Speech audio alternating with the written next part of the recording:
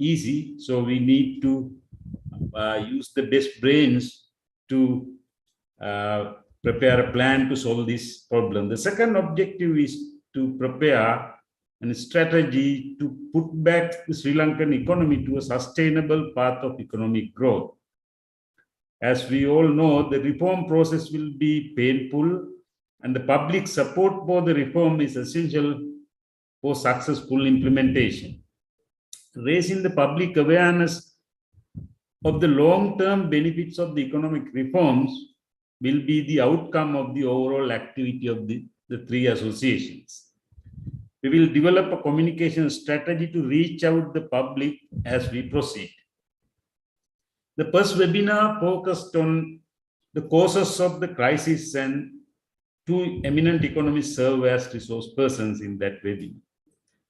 We discuss as to how the long-term imbalances as well as the policy errors during and afterwards, after much of the pandemic, brought Sri Lanka economy to the current status. Today, we focus on the solutions. In today's discussion, we will identify and have an initial discussion about the solution, and perhaps we need to revisit each and every solution to develop the information base to prepare our strategy. For example, today we may discuss about state-owned enterprise reforms, tax reforms, education sector reforms, and etc. But the discussion will be a little bit broad. We may need a separate webinar on each of these subjects to develop a complete information base to prepare our strategy. Likewise, we will have a number of seminars in coming weeks and months and synthesize the inputs of the resource person to a policy document. We hope today's discussion will guide us on the future topics of the webinar series. So let me also lay the ground rules for this webinar.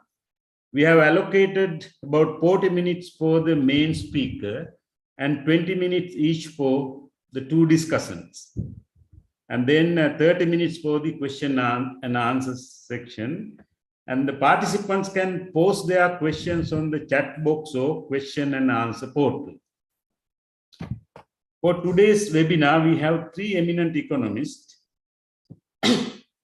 And our main speaker, Dr. Shantha Devarajan, will speak about solutions to the crisis and the role of the economist. Our first discussant, Dr. Roshan Perra, will discuss about the role of economists, elaborate on that aspect. And then Dr. Nishant Dimil will exclusively discuss about the solution to the crisis. With that introduction about the seminar, let me introduce our main speaker. It's a great honor for me to introduce Dr. Shantha Devarajan. He is currently a professor of the practice of international development at Georgetown University's Edmund de Walsh School of Foreign Service. Dr. Devarajan is an economist with a strong theoretical background as well as vast amount of practical experience in many developing countries in Africa, Middle East, and Asia. He was previously at the World Bank, where he was the Senior Director for Development Economics, the Chief Economist for the Middle East and North Africa, Africa, and South Asia regions, and the Human Development Network. He was also a director for the 2004 World Development Report titled Making Services Work for the Poor People. Before 1991, Dr. Devarajan was on the faculty of Harvard University's John F. Kennedy School of Government. Born in Sri Lanka, he received a PhD in economics from University of California, Berkeley, and a bachelor degree in mathematics from Princeton University. Dr. Devarajan, as Sri Lankans, we are very proud of your achievement as an economist, and we are very fortunate to have you here as the main speaker. And thank you very much for accepting our invitation. Floor is yours. Well, thank you very much, Harat. And it is an honor for me to be here to address what I consider my natural constituency. I spend a fair amount of time talking to policymakers and government officials, but really I am much more comfortable speaking to fellow economists, and I really appreciate the opportunity to have this kind of discussion. That said, there's no question, as the chairman just mentioned, that Sri Lanka is facing the worst economic crisis in its history. People are suffering with lack of food and fuel and pharmaceuticals, power cuts of 10, 12 hours a day, and the goods that are available are at exorbitant prices. This is really, people are suffering. And at the same time, people are angry. I think that's what we saw in the last 24, 48 hours. There's a real resentment growing in the country. This is not just an economic crisis, but it is a social crisis. We have to be able to do something very quickly if we want to avoid a even bigger disaster. And the truth is, and this is, I think, part of the resentment and frustration that people are feeling, is that it didn't have to turn out this way. Since early 2020, people, including several people on this panel and probably more people in the call, have been predicting this outcome if nothing is done. I don't need to name names. Furthermore, and this is the most important thing, is that these economists, many economists, have been also specifying what needs to be done since early 2020, right? For 2 years now, we've known what needs to be done. And I think the most recent articulation of what needs to be done was in the first seminar in this series by Nandalal Veerasinghe. Nandalal laid out in addition to diagnosing what the problem was, he laid out a very coherent plan. And so let me summarize that, because this is exactly the same policies that I have been advocating for the last, 9 months as well. It has 6 points to it. 1, you have to restructure the debt. This is what is really squeezing the economy at the moment, is having to meet these debt service payments. Secondly, there has to be some increase in tax revenues. Tax revenues fell by 5 or 6% of GDP in the 2019 tax cuts. And that's what led to the downgrading of the credit ratings.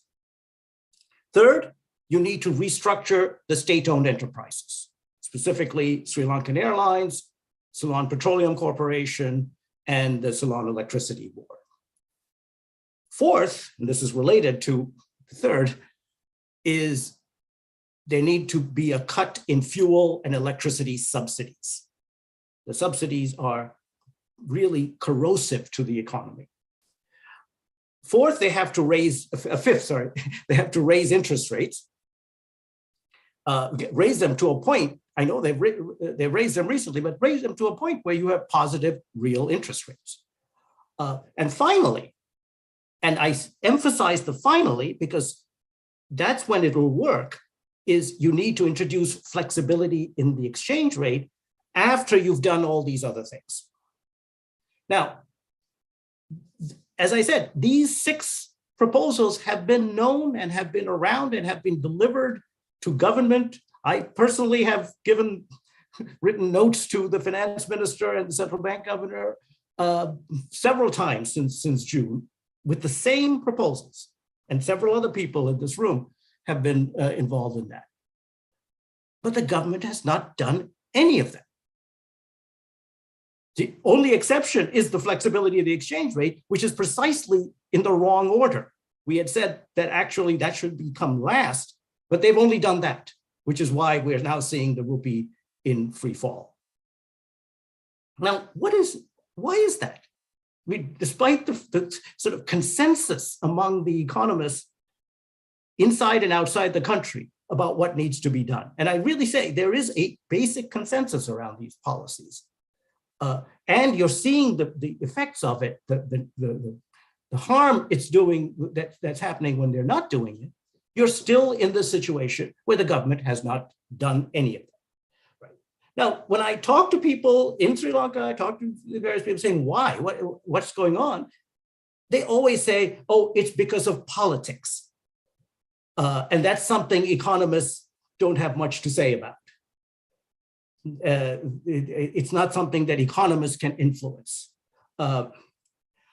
So what I want to emphasize to you today, and I want to show you today, is that that's completely wrong.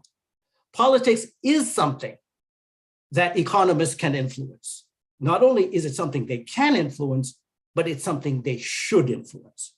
Because by not trying to work on the politics, we are ending up in the situation today. We have just said, let's give our best advice and then let the policymakers decide. That's exactly wrong. And look at the consequences that we're facing today. So this is a fundamental point about economic policy, is that we economists have something to say and something to do in trying to make sure that sound economic policies that benefit the poor, are actually adopted. And I think we have a responsibility to make sure of that, despite what the politicians might want to do. Now, let me try to explain what I mean by why economists have something to say about this. Step back and ask the question,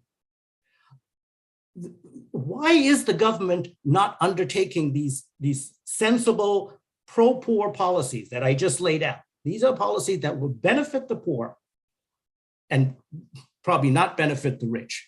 And that's precisely the point of pro-poor economic policies. Why is the government not doing it? And why do we say that it's politics? Well, the government thinks that if it adopts some of these policies, it will lose the next election.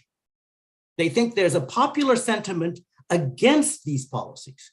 The classic example would be fuel subsidies, reform of fuel subsidies, where every time you mention it, there's a resistance from the government saying, "Oh my God, we can't do this. There'll be riots in the streets, and people will object." Well, by the way, there are riots in the streets as we speak because they didn't adopt it, and I'll try to show you why. But there's a more fundamental question: is why do they think that? Why do they think that a policy that would benefit the majority and certainly would benefit the poor will not be popular? Why is it that will not lead to actually benefiting the government politically? And there are two or three explanations for why this is the big puzzle, right? Why are pro-poor policies not popular or allegedly not popular by the government? One is the government, the government thinks that the people don't actually understand the harm that fuel subsidies are doing. The voters just are not well informed about that. Now, let's take the fuel subsidy example that I mentioned earlier. There's no question that the lion's share of fuel subsidies in Sri Lanka, as in other countries, goes to the rich, because it's the rich who drive gas-guzzling cars and use air conditioners and various other fuel-consuming utensils and instruments. Not to mention the fact that there's a lot of evidence that gasoline subsidies, petrol subsidies, increase traffic congestion, which also imposes a cost on society, and increases air pollution, which is another cost on society. So despite all of this evidence, it's still the case that people, there's a perception that people will vote against cutting fuel subsidies or they'll be harmed. Now, one part of that is that while the rich can benefit the most from fuel subsidies because of their high consumption of fuel. The poor are also affected if you raise the price of gasoline, because it might increase the bus fares and the train fares and tuk-tuk fares and so on. And if you're poor and you're living on a very limited budget, that increase could be quite damaging. So many governments, and I think this government should be ready to do that, have also accompanied the fuel subsidy reform with cash transfers targeted at the poor.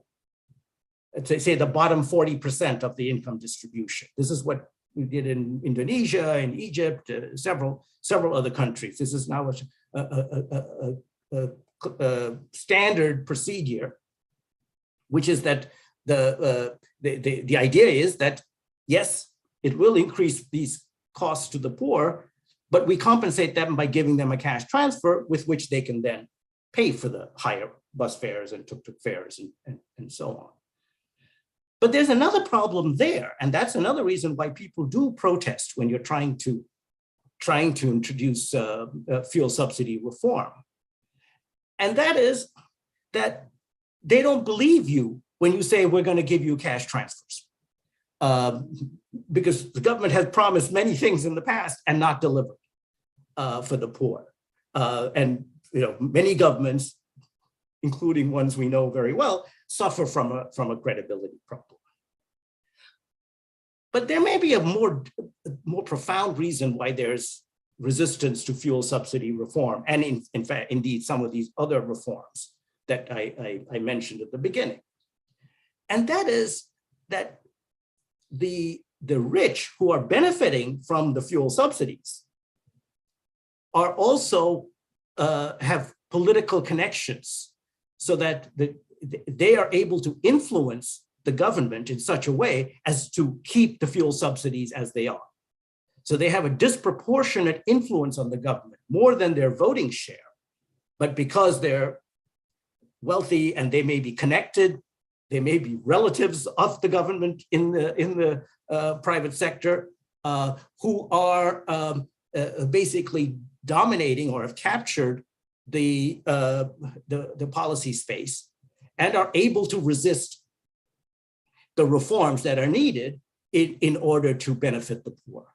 And this kind of political capture, again, we see it around the world, and I'll give you some examples in a minute in other countries. But that can actually be the real reason why governments are resisting reforming fuel subsidies or making the exchange rate flexible or raising interest rates, is that there's a group of people who are politically very well connected who stand to lose from those reforms. And I assure you, these people are not poor. They are rich. That's one reason why they got the political influence. So if these are the reasons why there is resistance to these reforms, why it isn't helpful for people like me and some of the others in this room to just go around telling government, here, these are the 6 things you need to do, and repeating it and repeating it.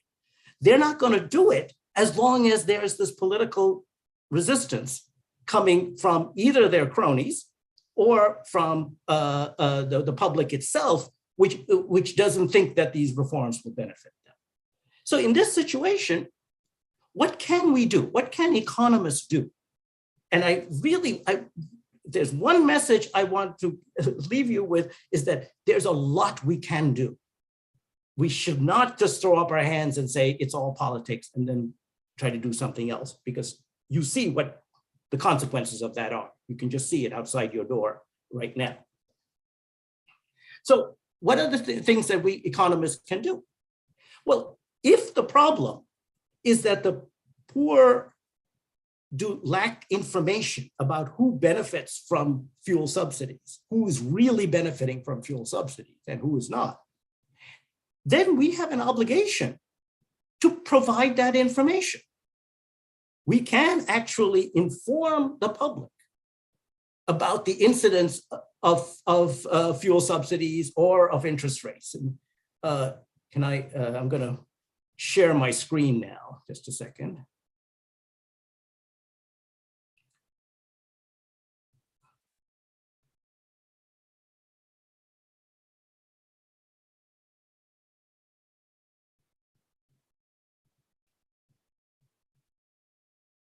oops.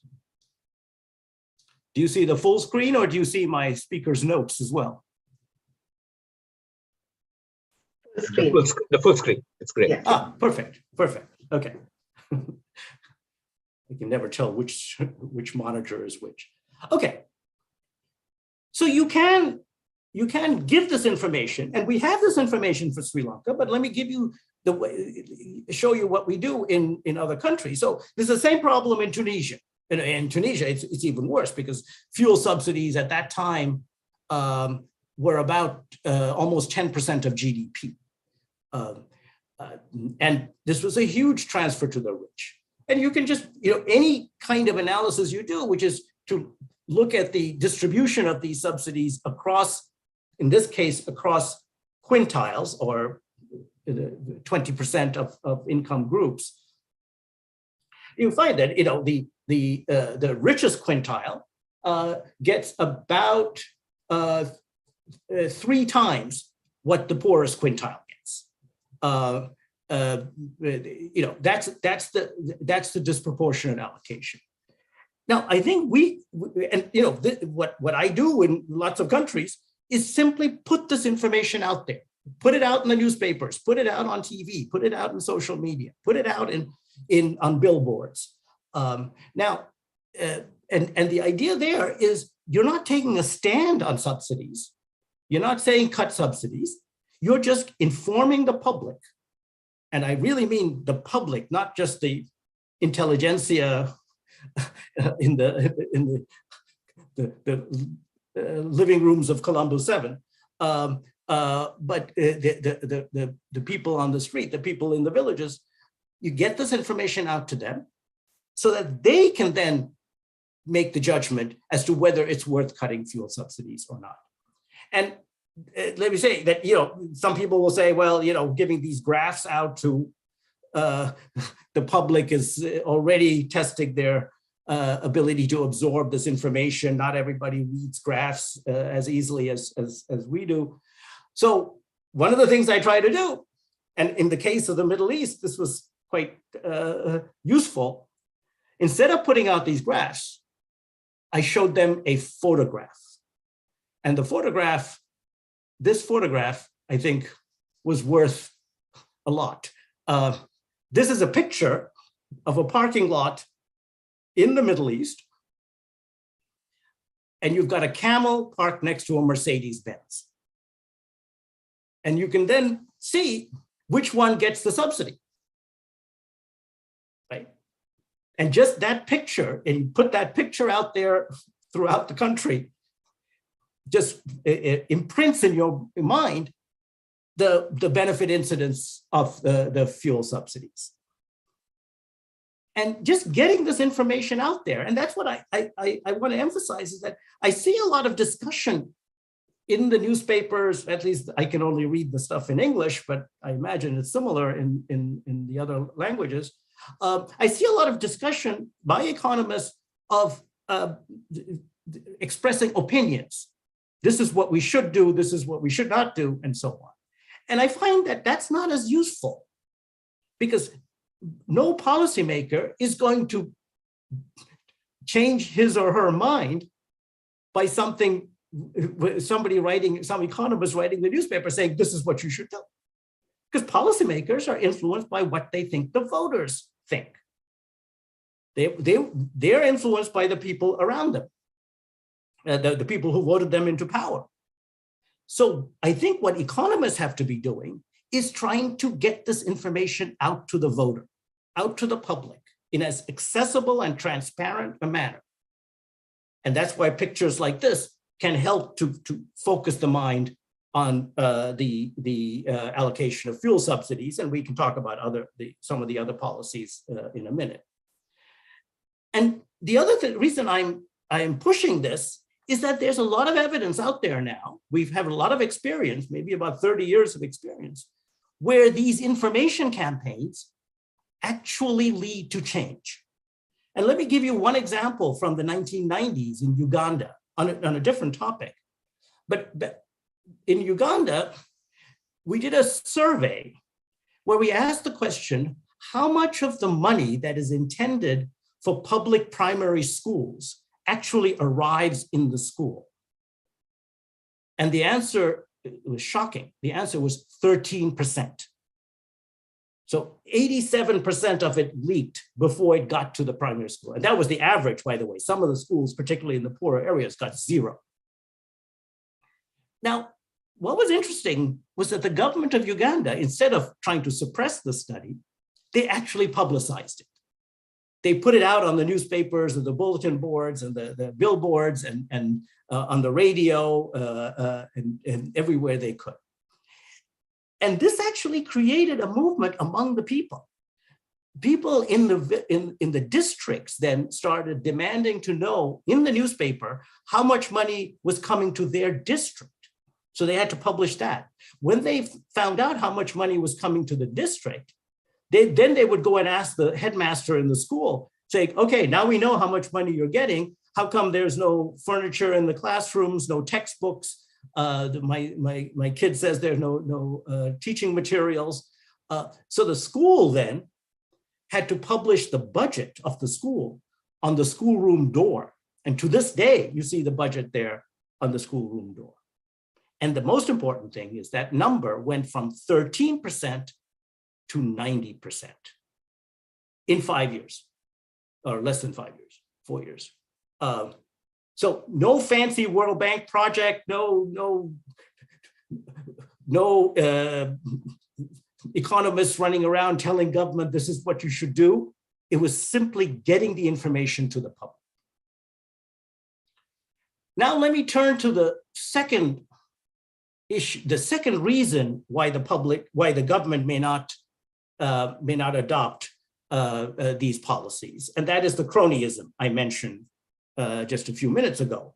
And again, you might think I'm speaking about a specific country, but trust me, you find this around the world, right? So you've got a group of people who have captured the government, usually through familial ties and so on, who are benefiting from the distorted policies, and who are able to resist reforms, but because they've captured the government, to the point where these reforms that could help the poor are frustrated. They don't actually happen. And let me give you an example from Tunisia that we did about 10 years ago now. Because Tunisia had a problem, which again, sometimes looks very similar to Sri Lanka.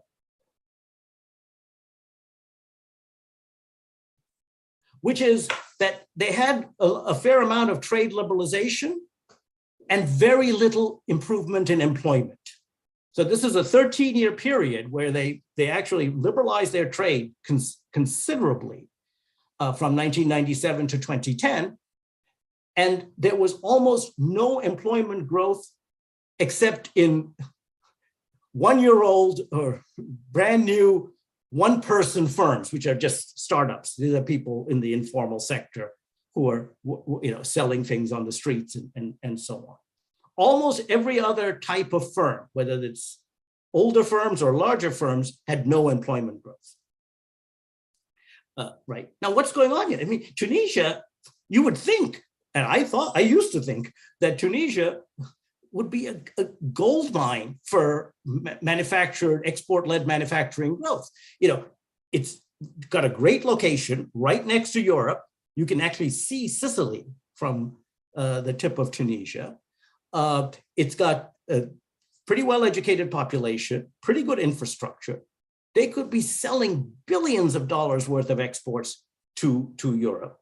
And yet there's no export growth, manufacturing export growth. There are no factories that are actually growing in Tunisia. Now, what's the puzzle? This is a puzzle, isn't it? Well, if you look at who owns certain firms and industries, you find that there's an intimate connection between the ruling family at that time, which is Ben Ali and his wife, Leila Trabelsi, and their children from the first marriage and the second marriage and their in-laws, and the ownership of certain firms in Tunisia. So they mapped it all out. You can just tell who in the family owns which firm. I dare say that, I'm reproducing a picture from the Economist, so it's not like some confidential information. It's out there in the public domain.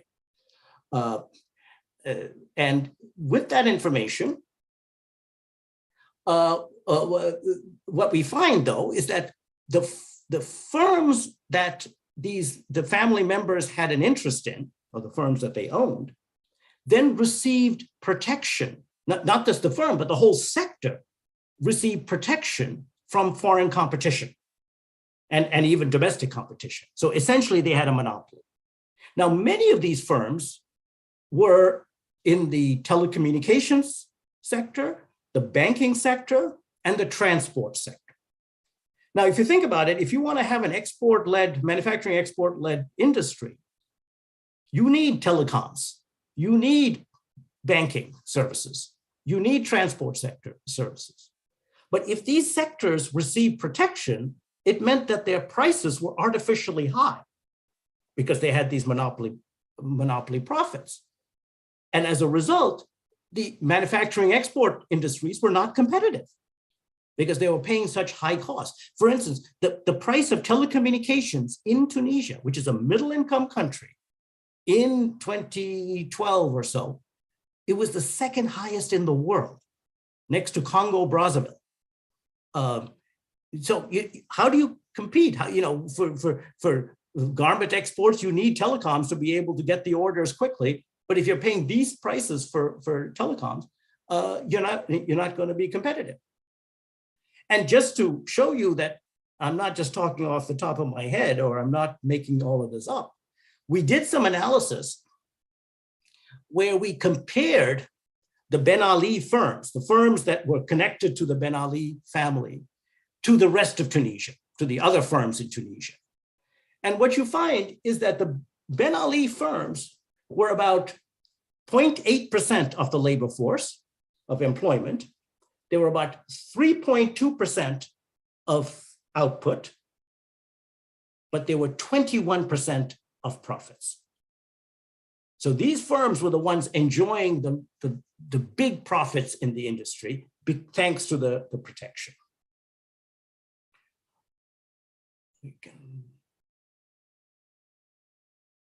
So what do we have here?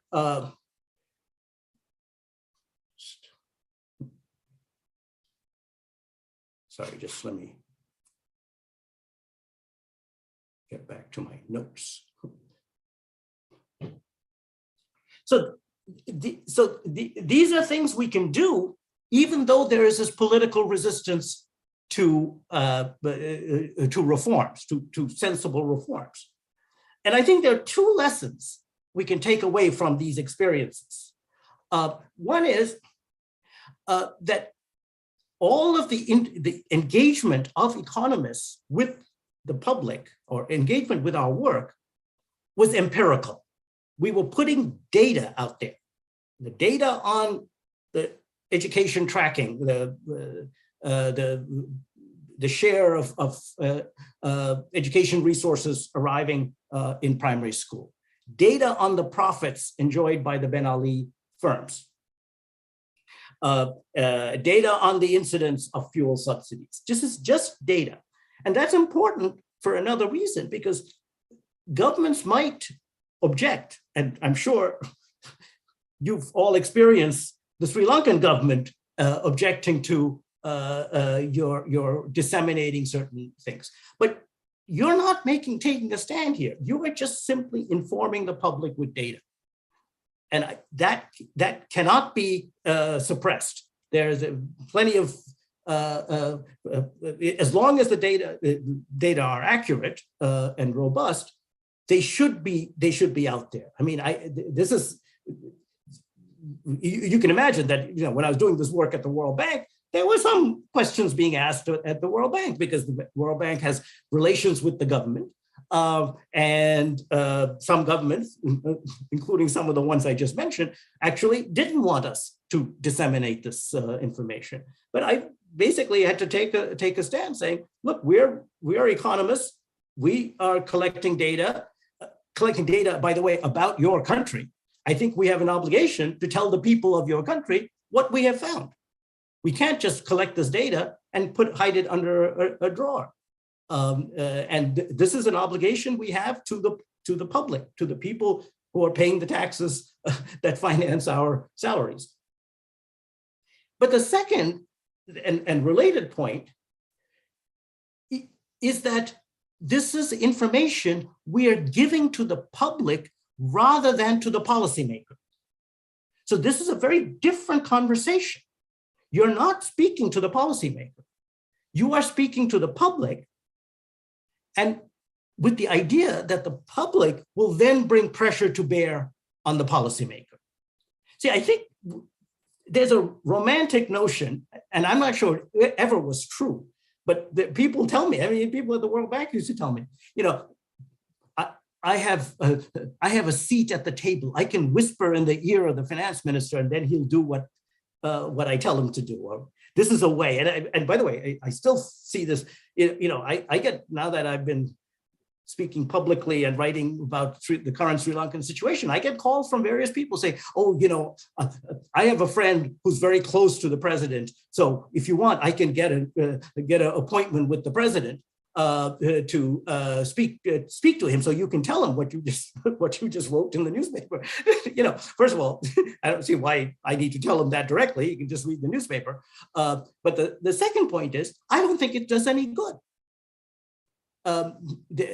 because I can tell the president or the finance minister things till I'm blue in the face, until he's blue in the face. Unless he thinks his voters want to do this, he's not going to do it. So I think my time and your time and all of our time is much better spent trying to inform the voters. And let them decide. I mean, the voters might still say, you know, this is not compelling evidence, so I don't want to. I don't want to push for fuel subsidy reform. In which case they're probably right. Maybe we shouldn't be pushing for that particular reform. But whatever it is, I want them to make that decision based on facts, not on theories. And I think that's what we should be using. Now, so let's get back to the topic at hand. How do we use this experience and knowledge to solve the problem of Sri Lanka today? And I think we should, today itself or tomorrow, we should start a major campaign, an information campaign. This is not a political campaign. This is an information campaign, you know, to inform the public about fuel and electricity subsidies. Who benefits? What is the cost? What are the benefits of reforming subsidies? I think it's absolutely imperative that, you know, the people are out there on the streets. I just, you know, you see this on Thursday night, demanding that the public restore power cuts, that restore power, you know, stop the power cuts and give us power, right? Perfectly reasonable. Right? We should be trying to educate the public to say, the reason you're having power cuts is because they've been subsidizing fuel all this time. We have to say, look, we can restore power if we cut fuel subsidies. And this is, you know, it's a counterintuitive idea. I mean, my relatives think I'm crazy when I tell them that's the point. But it is true. And I have the facts to prove it. We can show it empirically, and we can show it to the public, and we can put it in a way that the public will understand. Because I've been there before, and I've seen how we can actually do it. And we have to do it, and we have to do it urgently, because only then will the government feel like they can actually reform fuel subsidies and electricity subsidies and get out of this mess. The same thing is true of tax reform. You know, when I go down that list, tax reform, I mean, it's almost a no-brainer. I take my cue from Nishan Demel and the great work that Verite is doing on tax reform. You can actually just tax the very rich and increase GDP by a couple of by a couple of percentage points. And we got to do it because that tax cut in 2019 has had a devastating effect on Sri Lanka's public finances. It's actually an inexcusable tax cut. Similarly with SOEs, if you can stop the hemorrhaging of Sri Lankan airlines, you can do a lot of good. Tell me why we're not doing it now. I mean, and tell the public, don't tell me, I know why you're not doing it, but tell the public out there how much Sri Lankan Airlines is costing us. How much the existence of Sri Lankan Airlines is one of the other reasons why they're facing power cuts. We should also be informing the public, and I have these conversations at dinner with my relatives and so on, but I think we should be making it much more transparent. The fact that Sri Lanka has been financing its deficit by borrowing from the central bank means that every subsidy, every tax cut causes inflation. It increases inflation. So, if you cut the subsidy, you're reducing the deficit, you could actually reduce inflation.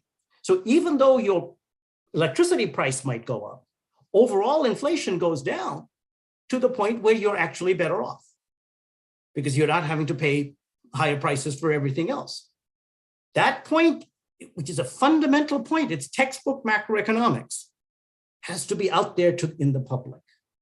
Some of you might think, oh, well, this is all sophisticated stuff. We don't, our public, the other thing I hear is, oh, well, our public won't understand these ideas. And again, I refuse to believe that. I have worked in countries with much lower levels of education than Sri Lanka. And let me just give you, Kenya is another example, right? Much lower levels of education.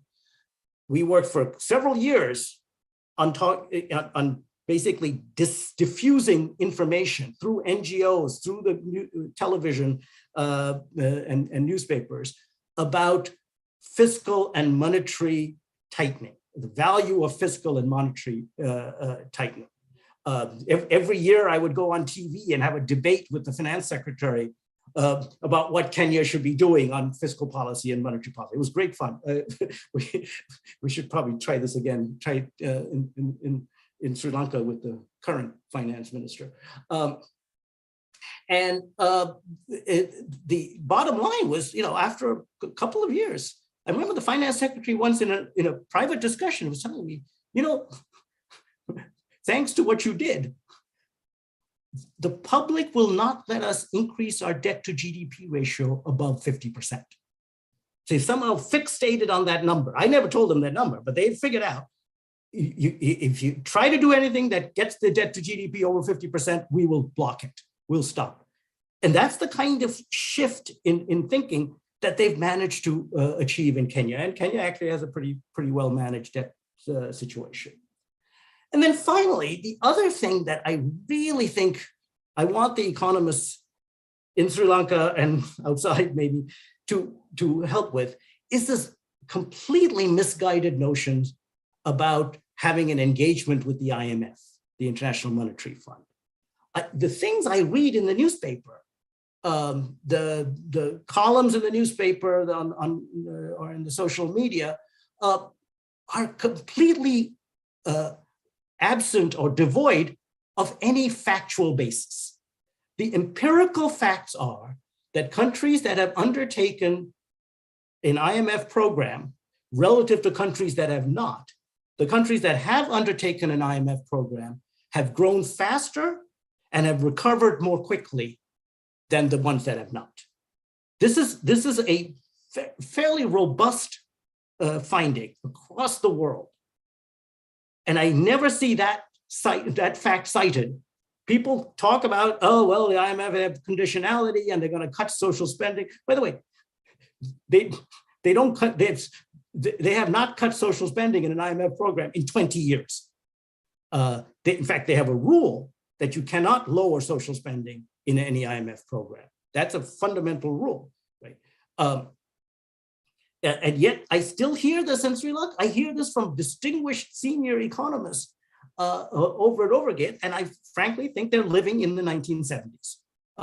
The world has changed. And the amazing thing is, I never hear this argument in Africa, whereas African countries have undergone many more IMF adjustment programs than Sri Lanka has. And frankly, they haven't grown very fast over time, but I never hear this argument. In fact, I was just with the finance minister of Somalia. He came to Georgetown to give a seminar, and Somalia is a failed state that he is slowly beginning to get it to emerge from fragility. And I asked him, what was the biggest thing that got you off the ground? He said, the IMF program, because the IMF program was what helped me discipline my government into keeping the reform on track to emerge from fragility. So I feel like I'm in a time warp every time I pick up one of these newspapers in Sri Lanka, because people are having a discussion that has ended in most of the world 25 years ago. And I think, again, economists who are empirical economists who are actually looking at the facts will come to that conclusion, but then you have to get that out there. You have to counter the false narrative that has been so dominant in this country. So finally, I promised in the title that I was also going to talk about preventing future crises. Dr. Devarajan, can you kindly finish in about 2 to 3 minutes? Exactly. That's why I said finally. This is the last point.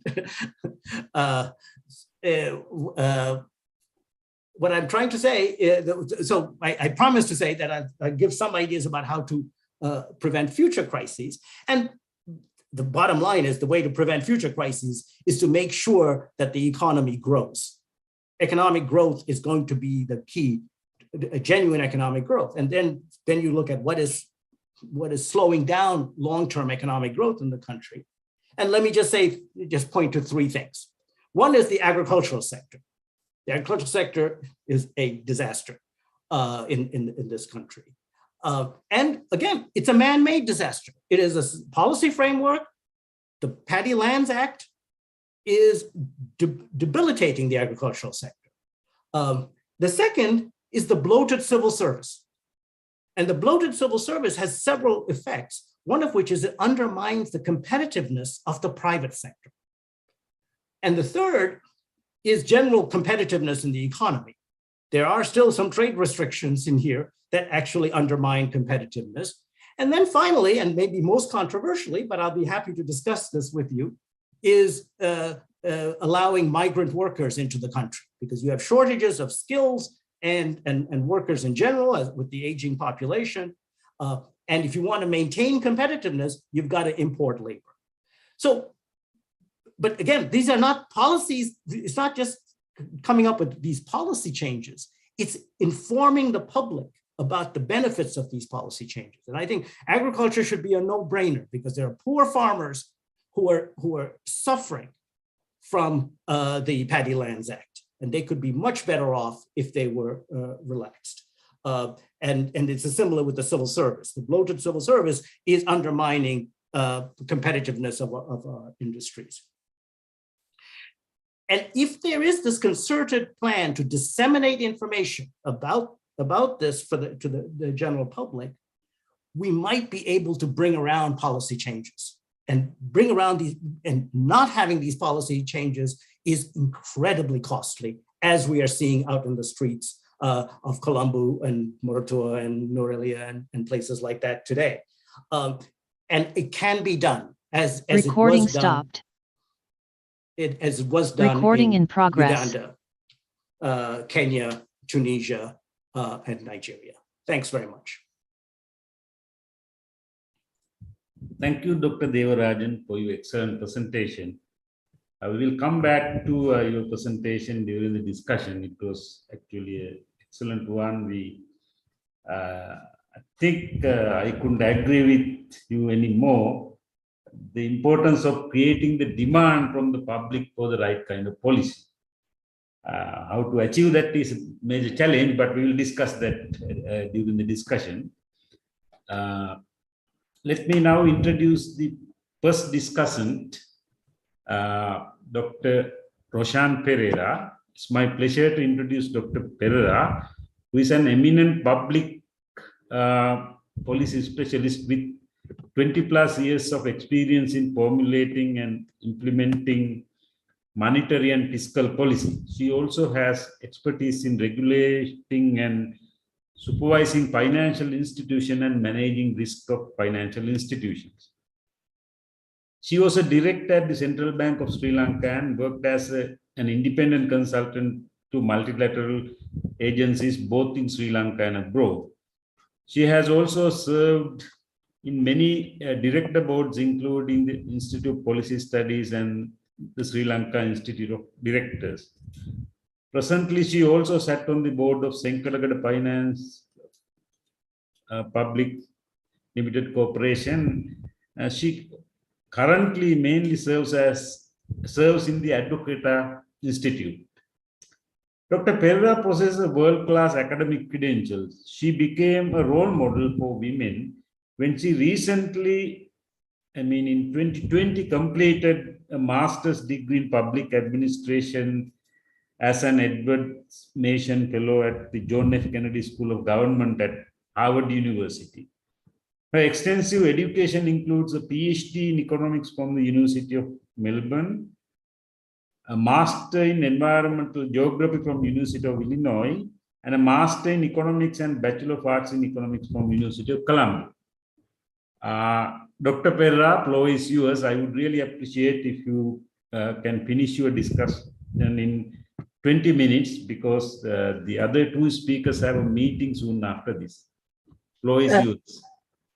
Thank you very much. Yes, I will try to keep my discussion to 20 minutes.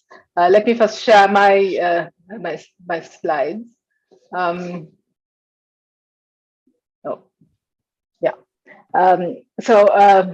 Once again, let me thank the organizers for inviting me to be a discussant at this session, and I particularly want to thank Shanta for an excellent for setting the stage for this webinar and for reminding us economists that there is a lot that we can do in this current context, even though things seem beyond our control. I think there's a lot that we can do as economists, and I think many of us as economists chose the profession because we thought we could make a positive change in this country. And I think you have reminded us that as economists, we do play an important role in shaping the politics of economic policy, actually. And to do that, we may need to rethink the way we do things as economists. And you have provided us with several examples of how economists around the world have been successful in implementing good policy, and particularly by influencing the public discourse. I think the two main takeaways I got from your presentation were, one is that economists must aim their analysis and communication, particularly at the general public, so that the public itself can exert pressure on those in power to make the right policy choices, and really the policy choices that benefit the majority of people, and particularly people who don't necessarily have the ability to influence policy in the normal, in terms of lobbying and things like that. And secondly, I think what you emphasized is that policy interventions must be based on empirical evidence. And this is an area that I want to sort of unpack a little bit more in my discussion. But just to set the stage, I would also like to reiterate what Shanta has been saying, that Sri Lanka is facing a crisis of historic proportions. Hopefully, we won't have to reckon with a crisis like this again, but that all depends on how we actually address it. So I think firstly, we need to be clear about what is the objective of all these reforms that we're talking about. Are we looking for sort of quick fixes, or are we looking to have some more deeper structural reform. So I think in the spirit of never letting a crisis go to waste, the question is, how can we as economists use this opportunity to build a stronger and resilient economy? And in that context, I would like to actually start by quoting, a very famous passage from Keynes's general theory of the power of ideas that we are all probably all very familiar with. And whether we like it or not, or acknowledge it or not, there is real power in ideas, right? And wrong ideas also can have devastating impacts upon economies, countries, for generations to come.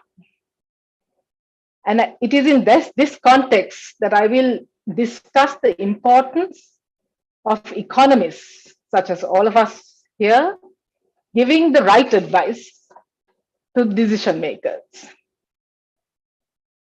So Shanta pointed out, economists don't operate in a vacuum. We operate in a particular context. There is a current context, we have a historical context, and there are various ideas already circulating in this environment that we operate in. But we also, as he very rightly pointed out, we also need to contend with voters and interest groups, because they are the ones who actually demand the policy reforms. But at the same time, economists have to interact or contend with the decision makers, the politicians, as well as the bureaucrats, who are the ones who are actually implementing these policies, and the kind of institutions that exist within the country, which are the real suppliers of reform, or those who actually undertake the reform. So as we see, the economist does not operate in a vacuum. You have to interact with all these different stakeholders. So without discussing any specific solutions to the crisis, because I think, as Shanta said, I mean, we have discussed them ad nauseum. And I think by and large, we all know the main solutions that need to be implemented. Yes, we can go into specifics. But I want to talk about the role of the economist within this kind of a particular framework. So we've already talked about the whole aspect of ideas, but the economist is much more than that. And that is those are the areas that I want to just sort of go into much in this presentation. So first, I think the economist is an advisor and an analyst. And I think Shanta provided many examples of this, of the need for an economist really going into evidence-based policy making, because rarely are there clear-cut answers to policy issues. So economists really need to analyze the data, identify the causation if it exists, assess costs and benefits of policies, various alternate policies as well. And one of the important roles, I think, of an economist is to make policymakers aware, or decision makers aware, of the various interlinkages within the economy, so that one policy action that is taken in one sector has consequences to other sectors of the economy. And that is, I think, a very fundamental thing that we need to understand, and is not always understood, even among economists, and certainly not among decision makers and policy makers. So I think that is a fundamental role of the economists. Also, we need to make clear that there is a certain amount of uncertainty of the impact of different policy options. And hence, there needs to be a much more rigorous analysis before any policy is proposed, or particularly before it is implemented. Because we have seen time and time again, and I think Shanta mentioned several, we can maybe talk about some of them in the Q&A, where policies have been implemented without adequate analysis, without adequately looking at the impacts of those policies, and I will discuss a few maybe a little later as well. So this means we need to combine empirical analysis and economic theory, build models, frameworks that allow us to simulate the impact of these different policies. But the economist is also a plumber. In the sense that I think Esther Duflo in her article on Economists as a plumber, she refers to the need for economists paying particular to detail. So we can look at it at a very high level. At 30,000 feet, we can look at certain policies.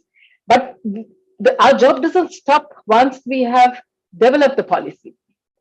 And then we sort of kind of leave the implementation to somebody else.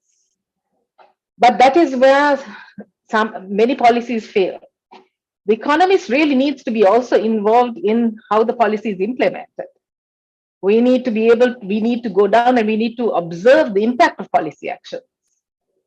And that is very often not undertaken in many of the policy areas that we've seen. So, and as economists, we need to also to understand how a policy, the chain reaction of a policy, or the causal chain of a policy, how does a policy design, from policy design to implementation, and then finally, what are the outcomes? And sometimes when we see these outcomes, when we observe what's happening, we may have to do some kind of tinkering. We might have to do adjustments, to experiment, and to adjust policy if we see that they are not having the desired result. In some cases, we may not have to abandon certain policies. But if we have done the work right at the beginning, we may not have to do that. But of course, sometimes we do this in experimental stages, which means that the impacts are not as sort of widespread as if we go and implement a policy, blanket across the country. We also need to remember, as economists, we must be able to nudge people, and I think Shanta spoke a lot about how economists can nudge the public towards correct, good policy. But I think that also applies to policymakers. We need to be able to nudge them to accept policies that are in the best interest of the entire country. We need to convince them that some public policy actions are better than others. But this also requires economists to have some understanding of psychology of both policymakers and citizens. So nudging can be very powerful, but economists need to know when to use it and how to use it. An economist is also some kind of a sanitation worker, and you might ask what that is. I think Shanta actually quoted from the same article by Solo, who was a member of the Council of Economic Advisors, about how people will be whispering in the ear of the finance minister or the president on policies, and what he says is you need to be acutely aware that decision makers, particularly at the top levels of government, are bombarded by a multiplicity of economic proposals. Some are costly, some may be impractical, some might have undesirable side effects, and some might be downright bad.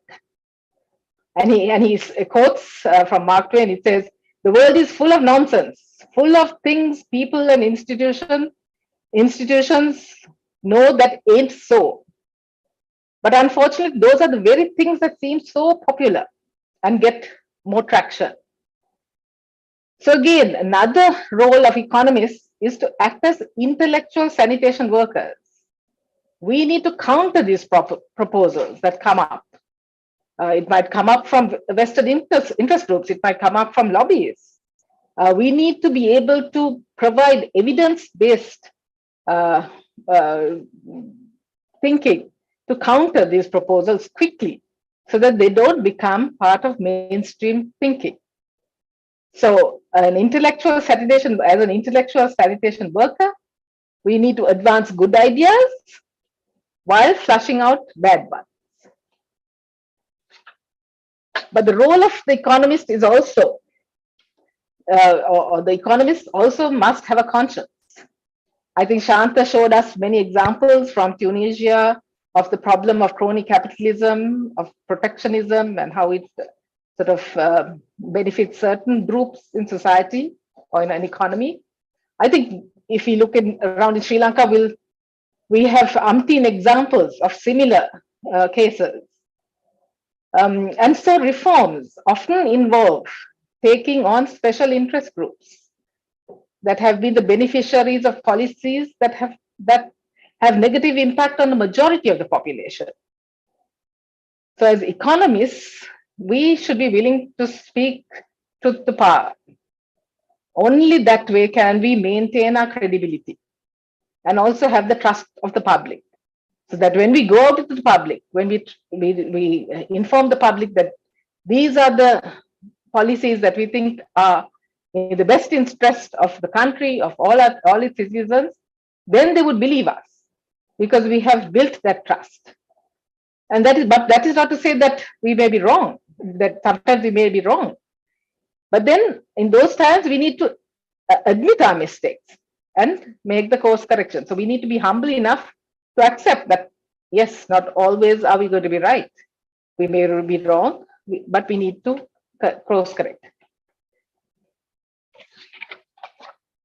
So I was going to do a thought experiment in terms of how we do this, use this framework in terms of thinking of, and you can do in many areas. So in terms of the objective of, we had the objective of stimulating growth by reducing tax, and the idea was, okay, let's reduce all taxes.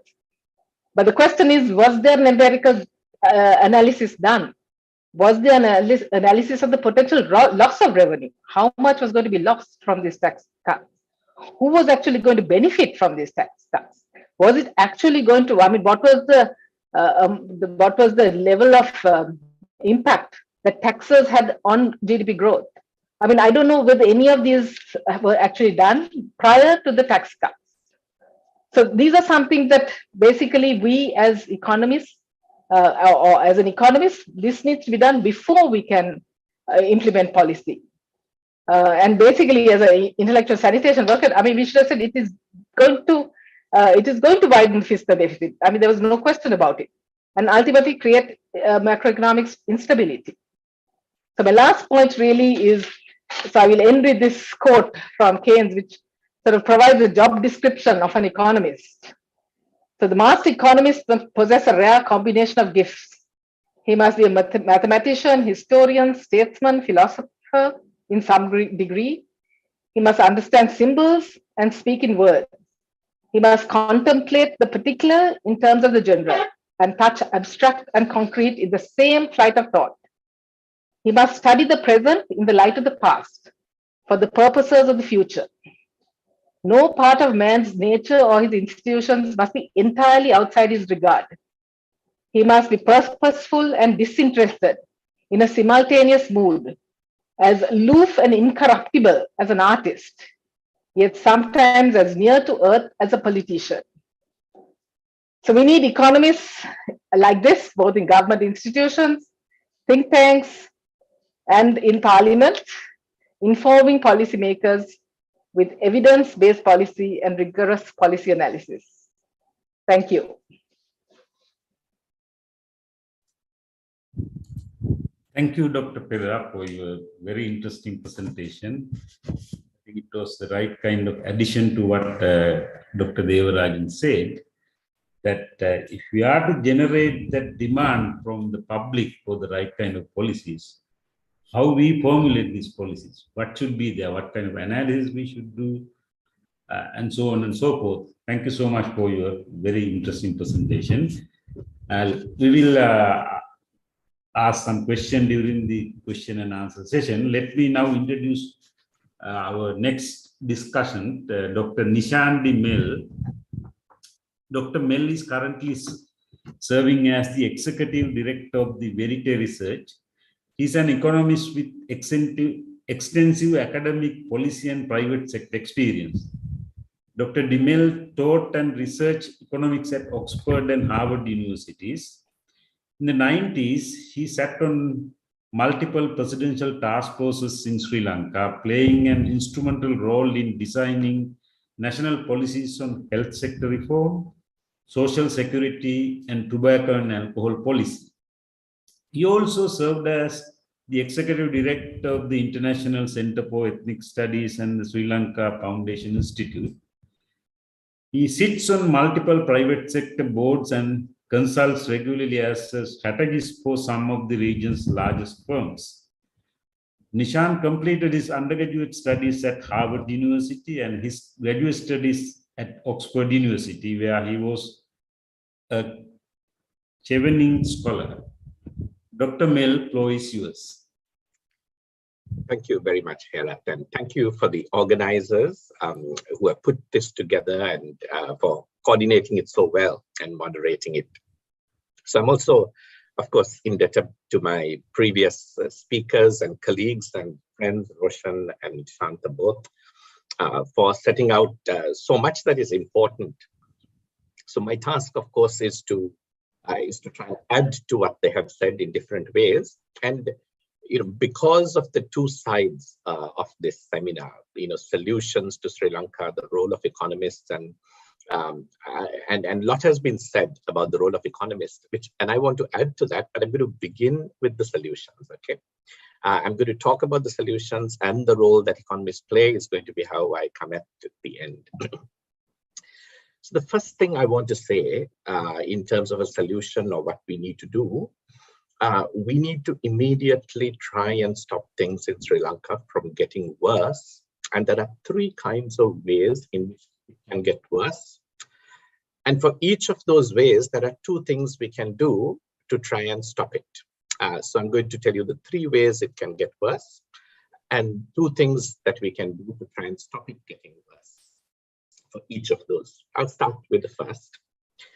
The first way things can get worse is we are pretty much bankrupt. I mean, reserves are zero. We have no money to pay for essentials. And what happens then is what you call a disorderly default.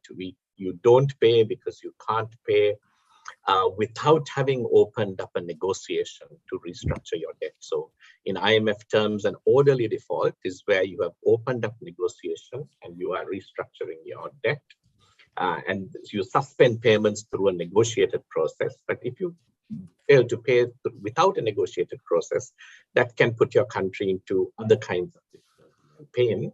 And Sri Lanka is extremely close to getting to that point. Now, many of the answers, let me pause and say here, is my voice being heard properly? And you can follow me? Yes, we can hear you well. Please. Okay. So the two things to avoid the disorderly default is what you've heard people talk about a lot. You've heard about the restructuring advisors that need to be appointed. And alongside that, really the first thing to do is what you call a consent solicitation to suspend debt payments.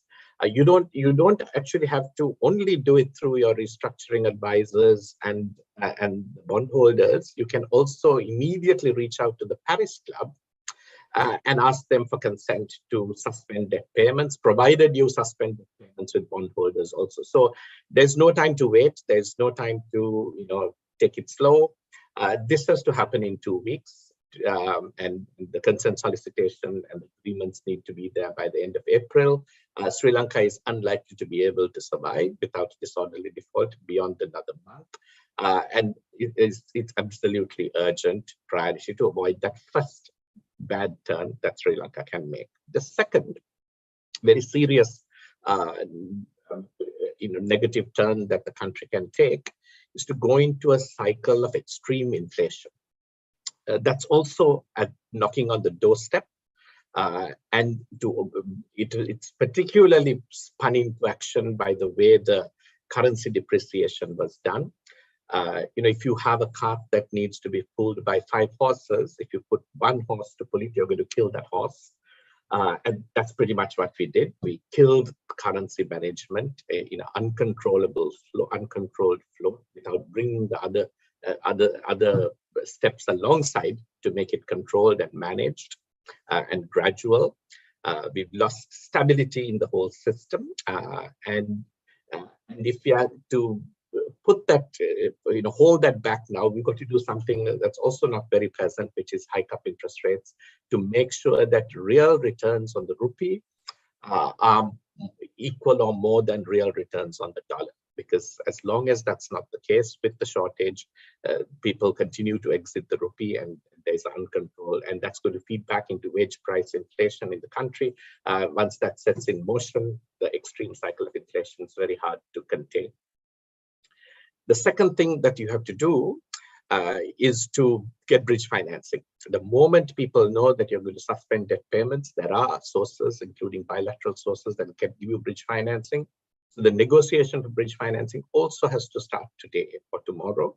It can't wait, so that people say, okay, the moment you have suspended debt payments, the reason you have to suspend debt payments is nobody wants you to take their money and pay your creditors who are, rich people and hedge funds and all that sitting in Washington and everywhere else in the world. So you have to get the debt suspension there, but you got to have the bridge financing ready to come in the moment that happens. You reduce the shortage of dollars, you reduce the spinning out of depreciation and the feedback into the inflation cycle. That's number 4. 5, the third big risk that Sri Lanka faces right away is the risk of domestic debt also needing to be restructured. That we will lose the argument to restructure only external debt and be forced to restructure domestic debt, which causes then a new kind of pain for the local economy, the instant banking systems, and people in the country. The only way to really avoid that, and we tick all the boxes, there's a massive analysis that IMF has done on which countries have to restructure domestic debt and which don't. Sri Lanka fits all the boxes of country that has to restructure domestic debt or has in the past had to when these conditions are met. And the way to get out of that is really to have credible leadership, because a lot of the negotiations, if you want them to end positively, need credible leadership in that process, and credibility is so hugely important to succeed and come out well at the end of a negotiation process, and credible leadership is critical. The last thing that you have to do then is also have a debt sustainable plan. Nobody's going to agree to help Sri Lanka out, to let it off lightly. If you don't have a plan that shows why without domestic debt restructuring, you can have debt sustainability and how you're committing to make that happen. So those are the 6 things that have to get going right away and be put in place and be ready to be rolled out within a month. The debt sustainability plan can be work in progress and come later, but the first 5 really have to start immediately. And the first thing that economists need to do is to help the government.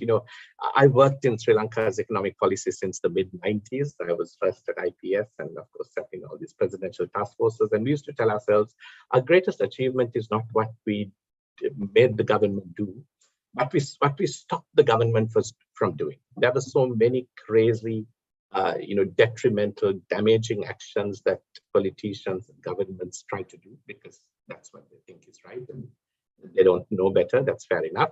But stopping them from doing those things really was what, this unseen work of economists working with government and policy is stopping them from taking bad actions or creating bad outcomes. These are 3 bad outcomes that economists need to work to stop, or we will face 1, 2, or all 3 of them.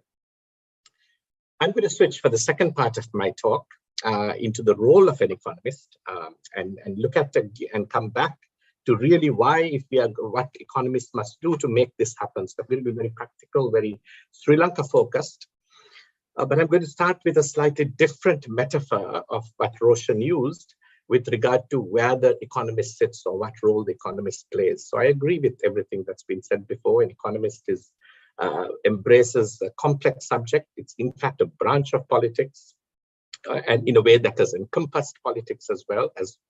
But fundamentally, economics is a science of behavior, which is why we can look at it in terms of populations, votes, welfare. and incentives with a lot of mathematics in it, which gives it a lot of rigor. And in this case, the economist can have 4 roles, but I'll start with 3 and I'll mention the 4th afterwards, right? So you can be kind of the map maker or route planner. That means you have all the theory, you know exactly where you need to go, you know the lay of the land, you know how things sit everywhere, and you have made the map and you can plan a route because you know what your destinations ought to be, etc. Or you can be the navigator. So you can be sitting and giving advice to the driver, telling them where to go, what to do, how to get there, when to take a turn, not to take a turn, etc. Or of course, you can be the driver yourself. Right, and where you are you have navigators, but you're making all the decisions. There's a 4th role, which I won't go into because Shanta talked about. You can be the kind of public educator, telling people why they should use maps, why they shouldn't start driving without a map in place. You know, you might think that why do you need that? But it's surprising. We know in Sri Lanka, people often set off on destinations. They have no idea how to get there. They think I'll stop along the way and ask the Kade Mudalali, you know, where it is, and then stop someone else on the road and ask them. And we kind of find our way as we go along. We have no real idea of the route or the map. We have a general sense of direction, and you kind of stumble or muddle along, as it were. And muddling along is very fashionable because the public education and understanding that you need a map and you need to work with a map is not in place. So Shanta dealt with that very well, I think, to incentivize drivers to use the map. But I want to say that in this case, you know, we need to know what kind of terrain we are getting into to try and decide right now for Sri Lanka. I mean, clearly economists, you know, need to be map makers and route planners and navigators. But I want to argue that in this case, the economist needs to be in the driving seat as well, or it won't work. You know, many of you all, depending on your age, have seen, you know, you like the Mad Max movies, and you've seen the latest, the Mad Max, the Fury Road, where people are in a kind of apocalyptic future, where they're driving through swampy terrain. I mean, I'll add to that, Sri Lanka's economy is driving through swampy terrain that's infested by crocodiles, with hyenas roaming around, and other kind of murderous drivers coming to try and knock you off your road and take the lead, or even rob your car from you. So it is an extremely dangerous path. As everybody said, this is the most you know, vulnerable place that Sri Lanka's economy and the country has been in terms of its future. What happens now can impact the country for a generation. In this situation, you don't want your learner driver sitting behind the wheel, trying to take instructions from a coach or a navigator on what to do. You need your best possible drivers behind the wheel, whose instincts have been honed, who understands how to act, who knows the road and the map and has been in map making and doing routes, who's been in navigation, and who can drive the path in the best possible way, because the dangers are so many on this path, right? You can fall into all kinds of trouble, and I'll just tell you why. Imagining that we can sit in an advisory position and assist the current government is bound to fail. Take the organic fertilizer situation. I mean, there was massive public education. Everybody knew this was wrong. There were any number of advisors and economists and agriculturalists, and I'm sure organizers, and all of them, not just individuals, but whole associations, whole professional bodies said, this is suicidal.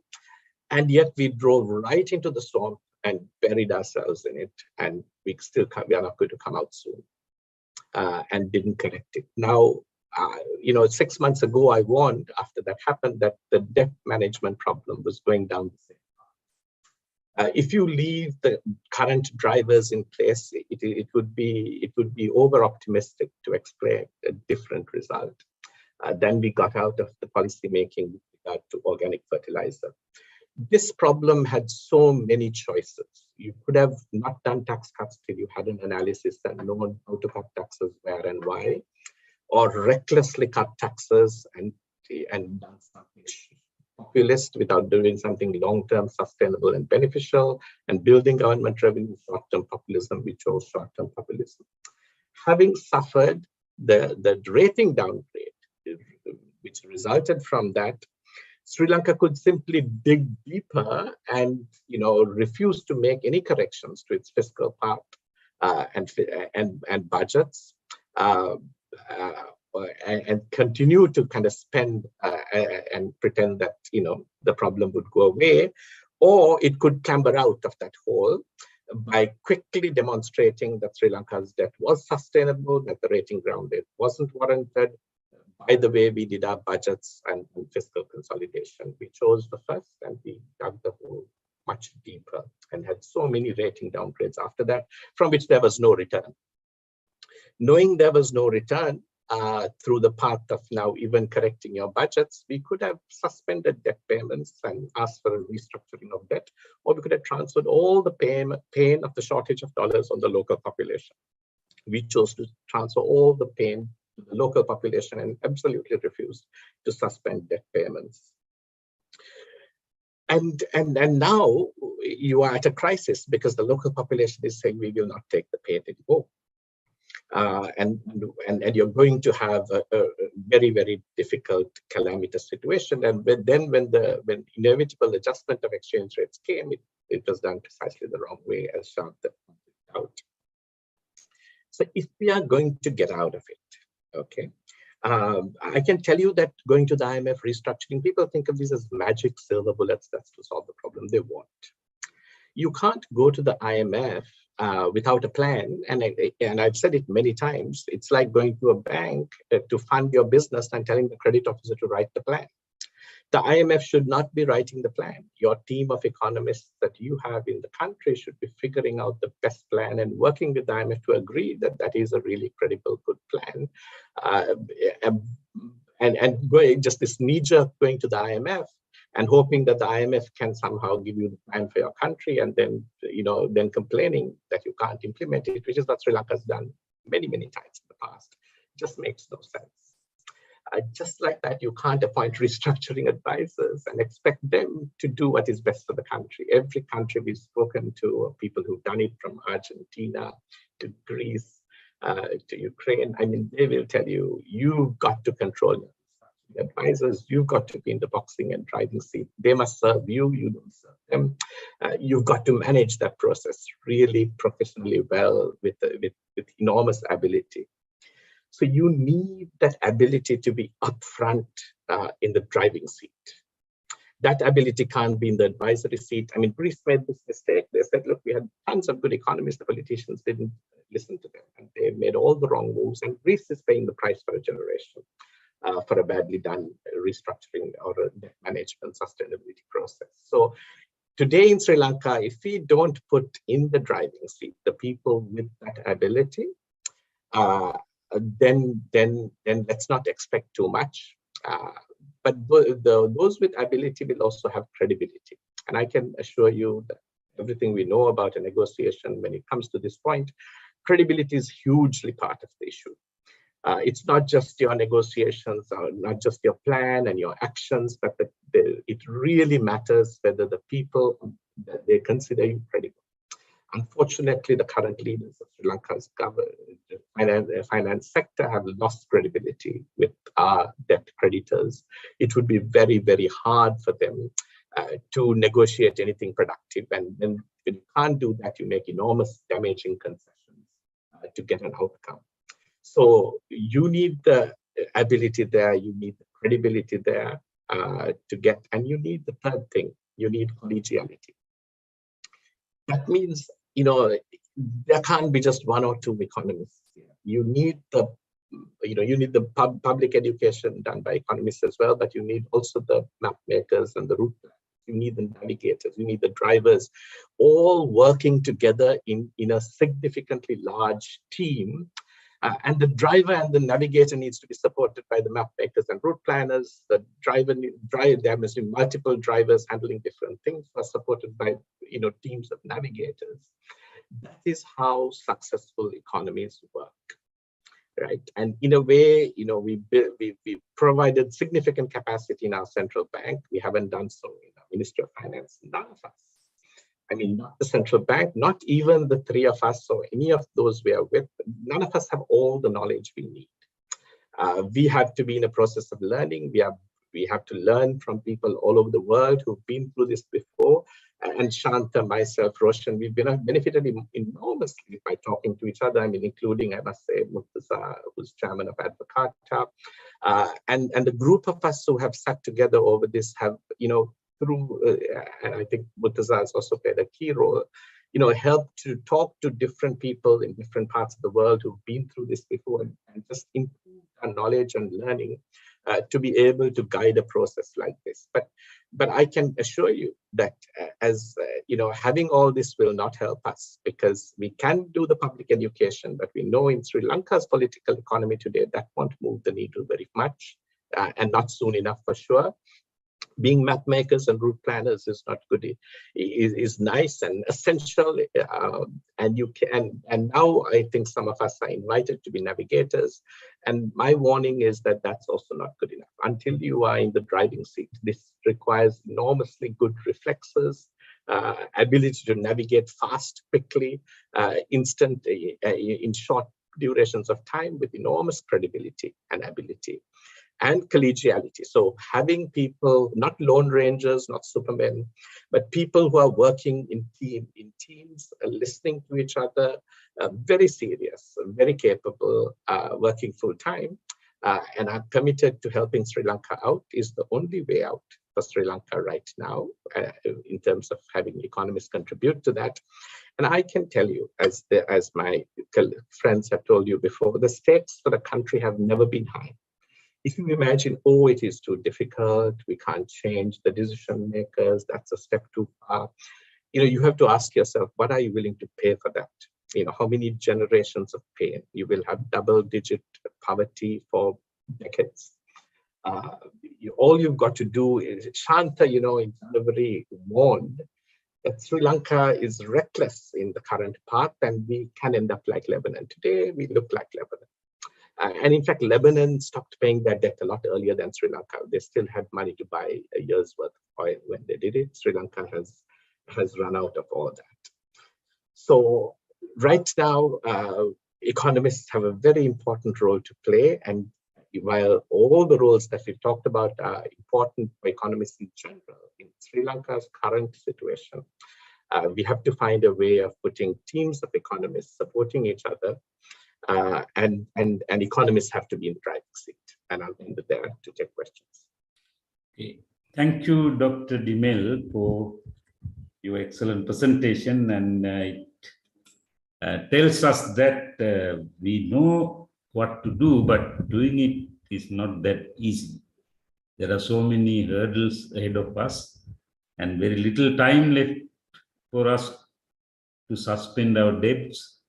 We are really at the very critical juncture of this severe crisis. So that's what I felt when I listened to you. Now, let me first direct few questions in the question and answer. I think Dr. Devarajan has already answered some of the questions, but I will pick one question from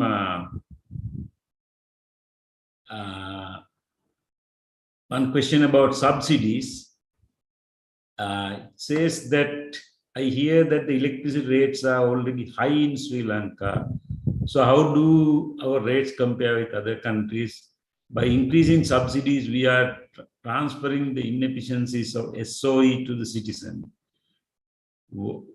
So related to that, I think there was another participant asked a question about the subsidy, saying that subsidy removal at this stage may have some adverse impact on the poor in the country. I think Dr. Dilini Gunawardena asked this question. That is one question. The second question I want to ask is, this question is from me, and also I think I will combine it with Professor Premachandra Athukuarala's question. He pointed out that from the prescribed policies, the trade policy reforms are one important one. It is missing. And also, I will add to that question now. If you really look at Dr. Devarajan briefly mentioned about the structural changes in the economy. Now, when I think about the external part of the economy, we know that we did not get sufficient foreign direct investments. And our industrial sector did not develop sufficiently to bring in dollars. In fact, dominance of the garment sector, which again, require importation of the materials, which might cost about over 80%. So those kind of problems in the economy, as Dr. Devarajan mentioned, that it is very important to get into a reasonable level of economic growth and then tax reforms to generate sufficient revenues to repay debts and run the economy. So if you can elaborate on these two questions initially, we would appreciate, Dr. Devaraj.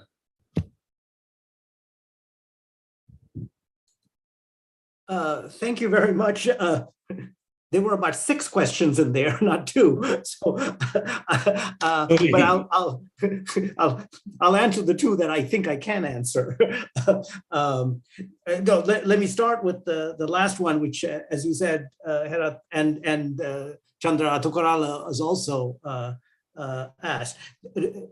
And I went through this very quickly, but there's no question Sri Lanka has to undertake trade policy reform. And that's what I meant by increasing competitiveness.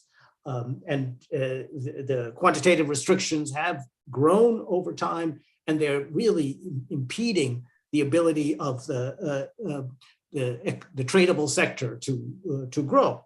And this is fundamental. And again, this is one of those discussions that I don't have in other countries. That's what I'm amazed at, is how, and Sri Lanka was one of the first to liberalize trade back in the 1970s, late 1970s, and really did well. I mean, it's almost a textbook example of how, if you do liberalize trade, you get a supply response that actually generates economic growth. But somehow in the last few years, there's been a reversal, and there's been increasing trade restrictions, and even a kind of, in this government, I feel a kind of antipathy to opening up the economy to trade. So this has to stop. And I said, you have to do it in order to catch up with the rest of the world, which has gone further than, much further than Sri Lanka. But that said, I think we have to be careful in expecting foreign direct investment to come in the industrial sector. Because I think the Sri Lankan economy and Sri Lankan society has changed quite a bit. And I think that the idea that this could be a manufacturing powerhouse in order to produce export goods, maybe that era might be over. And I say this partly because of the demographics. I mean, you've got an aging population that is hardly growing. So the labor force as a share of the total population is actually shrinking. This is not the place to have a employment intensive manufactured industry like the way China did 20 years ago, or and some of the East Asian countries did. I think Sri Lanka has sort of, the demographic transition has transcended that. What they do have, what Sri Lanka does have, is a possible comparative advantage in services.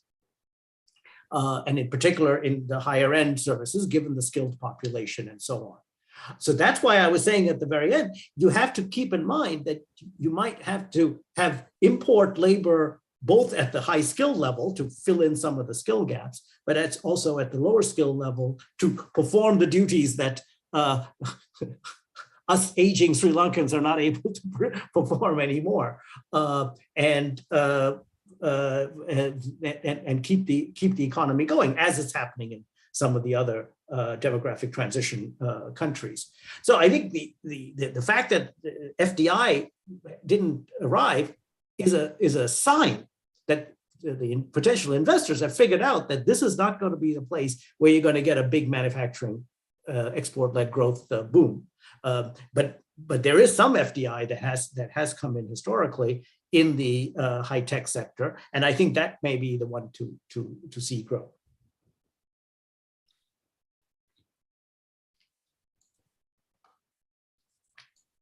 Okay, just one follow-up question. Now, you mentioned about this cronyism, and there were a lot of discussion about the corruption and poor governance and so on, which prevents the foreign direct investment coming to the country. Do you think that it is a major reason why we don't get foreign direct investment like some other countries? No, I think that poor governance is affecting the economy. I think foreign direct investment, they basically want to make money, those investors. And you can make money in bad governance situations, as we know they have. So I'm not sure that's the reason for the poor foreign direct investment. There are some restrictions in some countries about investing in countries with poor governance and human rights violations and things like that might impinge. But I don't think that the real problem with the cronyism is how much damage it's doing to the country itself, whether or not there's foreign investment. It undermines the competitiveness of the economy, just being able to export. So let's focus on the real problem. When you've got, and it goes back to what Nishan was saying earlier as well. It leads to bad decisions by the decision makers. I honestly don't know the answer to why it's taken them so long to go to the IMF. It's taken them so long to initiate a debt restructuring, but I suspect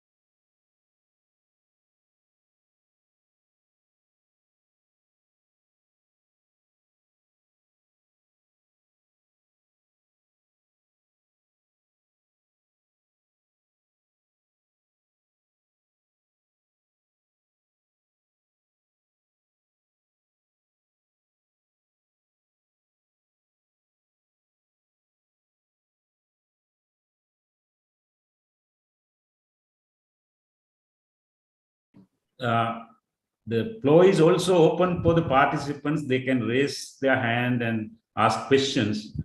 Before anyone does that, please unmute your mic and ask the question. To raise the hand, we can allow you until the participants ask question. There's one question about the currency board. The few economists advocate that Sri Lanka should adopt a currency board mechanism in the future. What is your opinions? Any one of you can answer this question about the currency board, please. Okay, let me just go for it. So basically, I think currency boards have been implemented in Latin America, in Eastern Europe, in many countries. In Eastern Europe, there was more success, and that was for one reason, because the transition from a currency board, into the monetary union. So there was a sort of an objective and a sort of a transition out of currency boards, and then they went into the monetary union. In Latin America, we have seen the issues that many of the countries who went into currency boards faced, and many of those countries are actually the ones that you see are in this debt and crisis kind of cycles of debt crises and economic crisis and financial crisis. So looking at Sri Lanka today, I mean, we know that the foreign reserves of the country, we have a negative net international foreign reserve position at the moment. If you want to go for a currency board, basically we have to have enough reserves to basically match the amount of currency that we have issued so far. Do we have that? We don't even have enough foreign reserves to pay our debt or our liabilities. So are we going to have sufficient, get sufficient reserves to be able to even to match, to basically balance our balance sheets? The other one is that we are going to give up, we'll have to give up our independent, our monetary policy. And in the current crisis, I know a lot of people are talking about the fact that growth is stalling, inflation is high. Yes, if you tie it to some other country or another currency, maybe you'll be able to bring inflation down. But we lose the ability to use our own domestic instruments to be able to address these structural issues and issues in basically our domestic in our real sector, particularly on growth and inflation. And the other one is, do we have the flexibility? So one thing is, if we cannot use our domestic monetary policy, we need to have our wages and prices need to be flexible downwards. So we need to be able to adjust. Wages need to be able to adjust in order to be in line with the inflation of whatever the country that we are aligning with in terms of our currency. The other one, the area that I want to talk about is basically we lose the ability of the central bank as a lender of last resort in any kind of financial crisis. And very often in this kind of crises, which start as sovereign crises, which very quickly go into a balance of paper crisis, end up in a financial crisis. In that situation, are we willing to give up the ability for the central bank to be able to do its job as the lender of last resort? So I think these are some of the reasons. I'm sure there are more, but these are some of the reasons why I would not be an advocate for currency board in Sri Lanka. Thank you, Dr. Perera. I think we still have a little bit of time, and if there are other questions, please post them in the question and answer session portal or raise your hand. Since we got these very well-educated, highly experienced economists, I think we should not waste this time. We should utilize their time. We have still about 11 minutes. Now, there's a hand up, Herat. Yes. Somebody has Hello. raised their hand. Galaxy Tab A. I don't know who that is. Okay, please unmute your microphone and ask your question.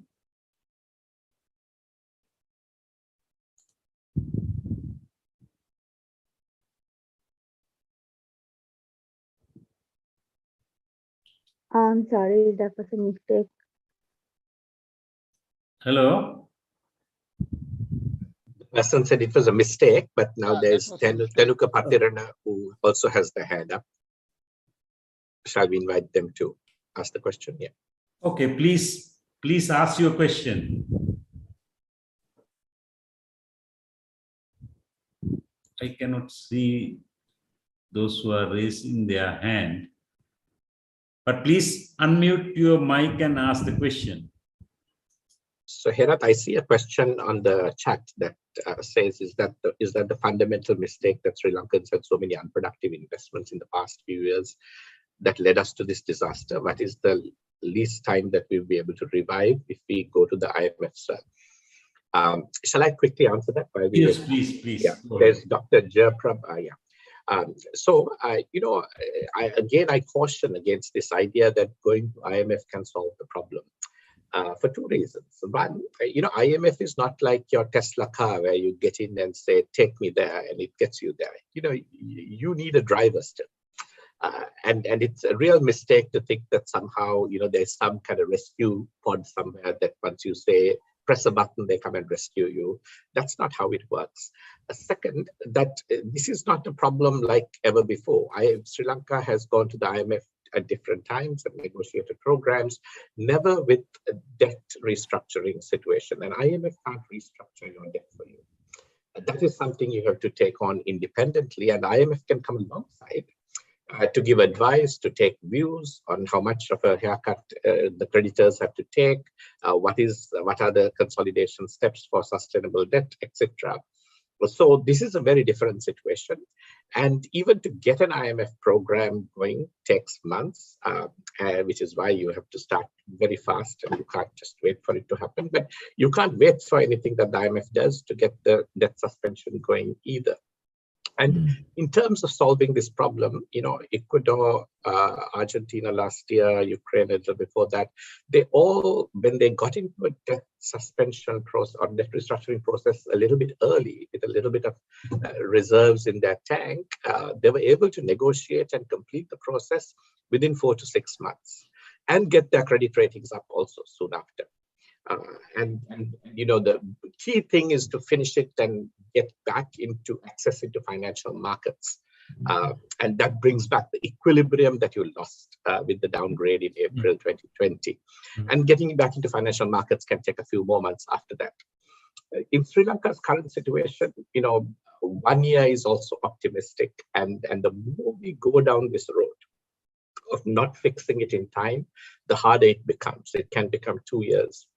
It can become a lot longer if you don't have good negotiators, or the negotiators don't have credibility, don't know how to take it up in the right way, or carry out the right process. So this thing can become a lot worse than it is, and you can see the power cuts and all that. Because till you get access to those markets, you can't pay for your electricity. Nobody's giving you dollars.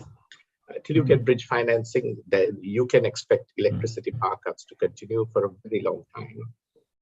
And which is why I'm saying, if we don't change in a month, the 6 things I said, then you are probably in for a rockier ride.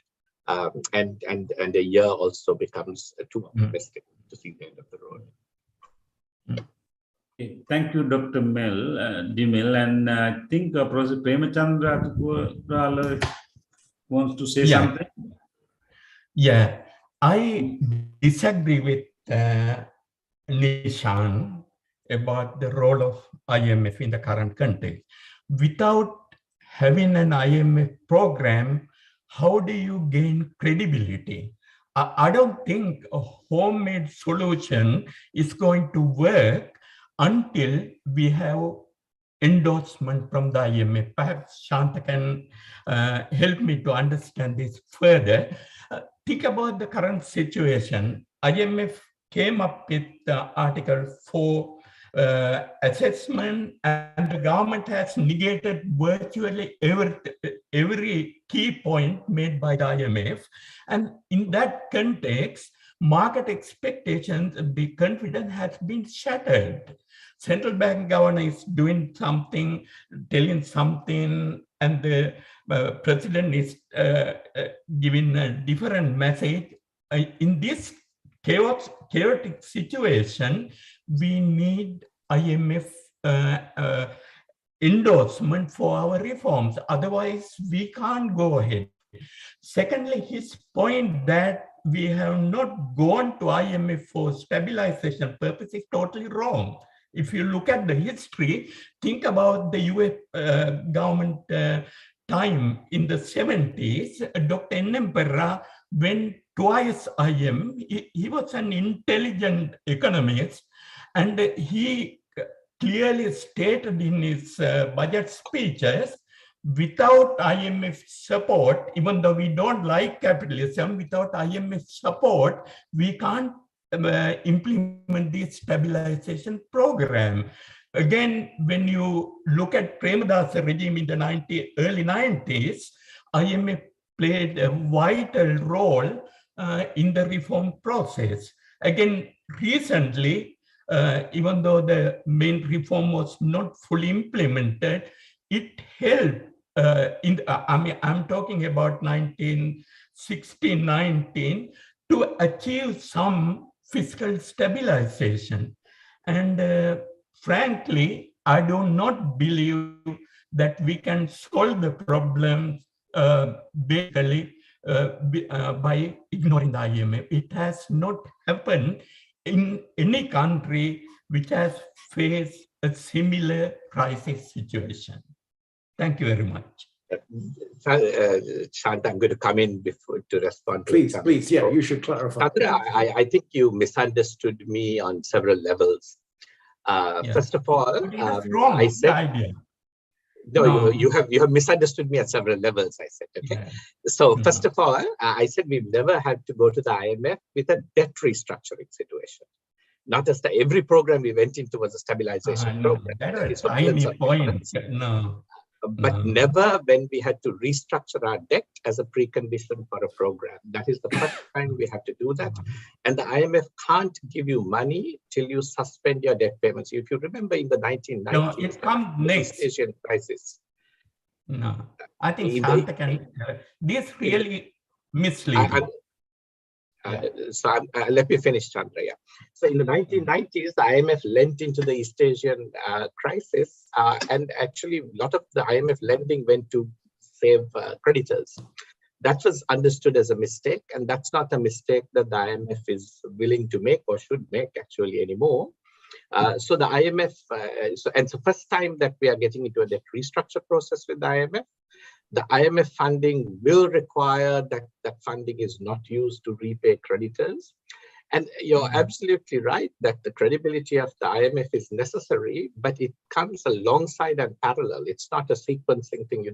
You can't first have an IMF program, or you certainly can't afford to wait that long, and then start the debt restructuring negotiation. You begin the negotiation, and IMF has to be parallelly supporting the analysis and the credibility and offer. It's a whole package you offer where the IMF says, hey, I will give Sri Lanka so much if you guys take a haircut so much. So IMF gives you enormous leverage with your creditors, as they did in Argentina and elsewhere, because the creditors know that if the IMF doesn't offer that money, then they might get nothing. And the IMF can make creditors take a much bigger haircut by saying, look, this is our view, that you've got to take this haircut for us to give Sri Lanka this assistance. So it goes together, okay? So that's my, so I think you may have misunderstood what I said in several ways, which explains your disagreement, I hope. Thank you. Thank you. No, maybe Shanta wants to come in on that. So yeah. No, I think you responded exactly the right way. Just to, maybe to clarify. So there are two aspects of the IMF engagement that is going on here. One is the assistance with the debt restructuring, and the other is an IMF program like the ones Sri Lanka has had before. But the trouble is the sequence has to be, you need to initiate the debt restructuring for the reasons that Nishan mentioned before you can even start discussing the IMF program. And it's the program that eventually gives you the credibility. Okay, I think we have reached to the end of this webinar. And I just to recap, a lot of important things were discussed here. Broadly, to come out of this crisis, we need to do a set of reforms, including debt restructuring, tax reform, reforming our SOEs, reducing subsidies, and managing our interest rate at the current floating interest rate. Some rise in the interest rate is necessary, and then exchange rate should have been floated with some supplementary policies. Those are some of the overall, and then also we need to have some more reforms to correct the problems in our economy to ensure some level of high economic growth. So that is what basically we need to achieve in the medium to long run. But immediately what we need to do is to kind of control the ongoing crisis. In that we need to suspend our debt payments as quickly as possible. And then we need to cap some, we need to have some cap on rising inflation and its cost on the public.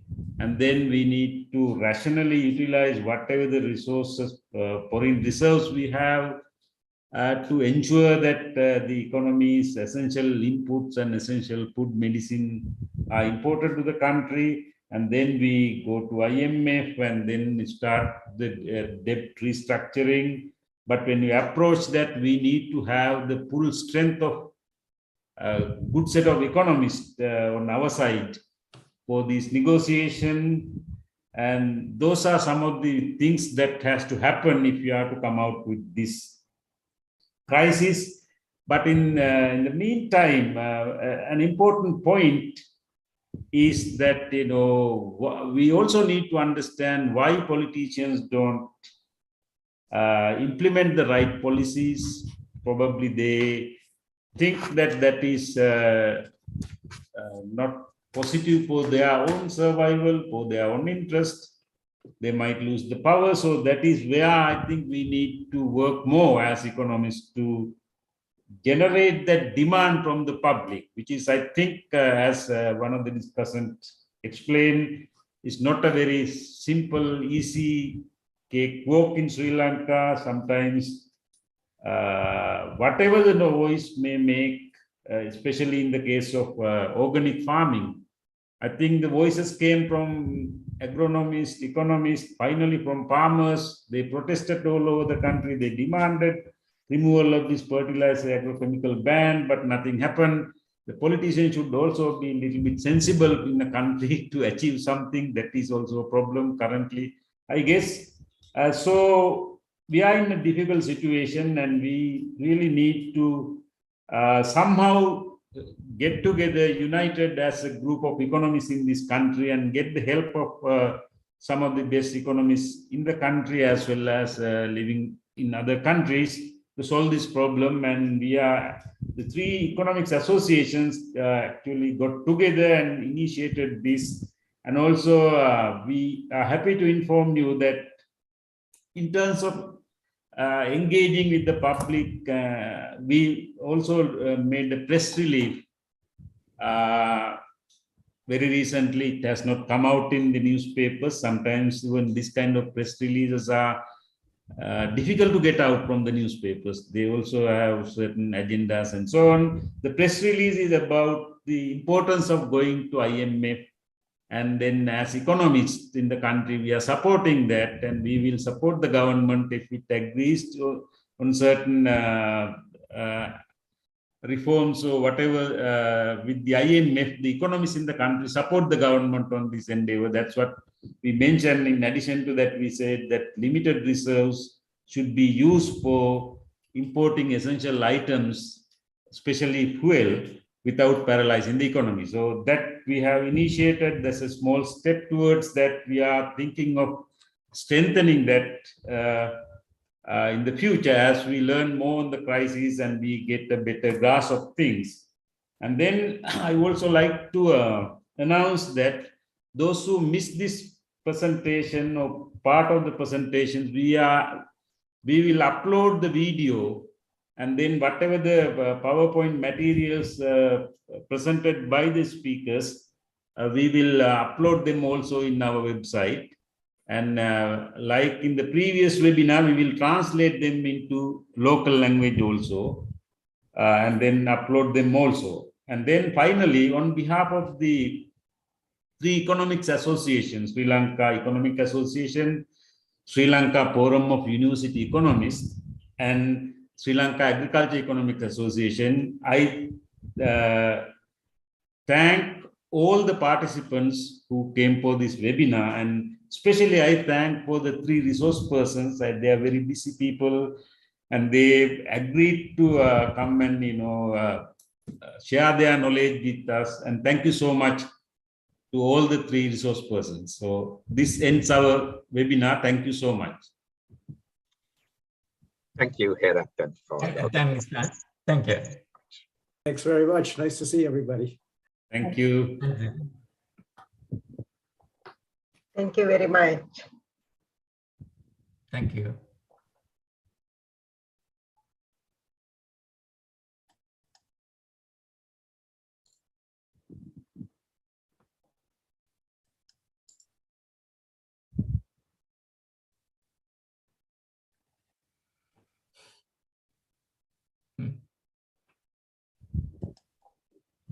Thank you.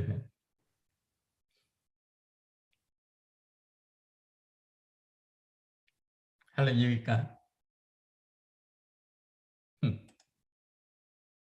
Hello. Yeah, it was a good seminar. Yeah. Yeah. Yeah. It is Yeah. very good. Yeah. And Well, you have organized it extremely well. Yeah. Congratulations. thank you, Tero. Yeah. It is almost 3 a.m. in our